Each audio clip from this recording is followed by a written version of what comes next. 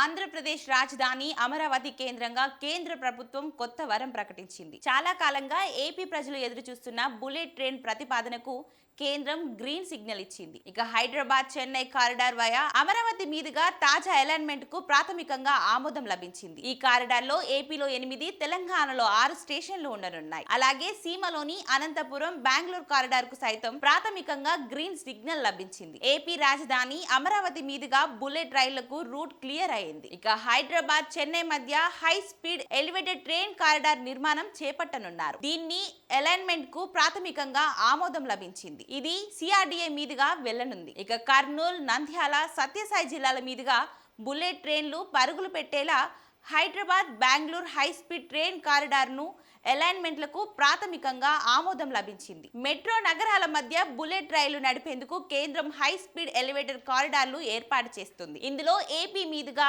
హైదరాబాద్ చెన్నై, హైదరాబాద్ బెంగళూరు కారిడార్లకు చోటు కల్పించారు. ఈ 2 జిల్లాల నుంచి వెళ్లేలా హైదరాబాద్ కారిడార్ లోను హైదరాబాద్ నుంచి శంషాబాద్ వరకు 38.5 కిలోమీటర్ల దూరం ఉండనుంది. ఇక శంషాబాద్ నుంచి చెన్నై, బెంగళూరు వైపు వేర్వేరు కారిడార్లు ఉంటాయి. Hyderabad Chennai high speed corridor కోసం 839.5 కిలోమీటర్లు, 749.5 కిలోమీటర్లు, 744.57 కిలోమీటర్లతో 3 అలైన్మెంట్లను పరిశీలించి ఇందులో 744.6 కిలోమీటర్ల అలైన్మెంట్ ను ప్రాథమికంగా ఖరారు చేశారు. ఇందులో తెలంగాణలో 6, ఏపీలో 8, తమిళనాడులో 1 స్టేషన్ నిర్మిస్తారు. ఇక ఈ కారిడార్లలో ఏపీలో అమరావతి, గుంటూరు, చీరాల, ఒంగోలు, కాపలి, నెల్లూరు, నాయుడుపేట, తాడా స్టేషన్లు ఉండనున్నాయి. ఇది హైదరాబాద్ పరిధిలోని Hyderabad Mumbai high speed train corridor నుంచి మొదలై శంషాబాద్, నర్కట్పల్లి, సూర్యాపేట, ఖమ్మం, కోదాడ మీదుగా వచ్చి సిఆర్డీఏ మీదుగా గుంటూరు వైపుకు ఓ కారిడార్ నిర్మిస్తుండగా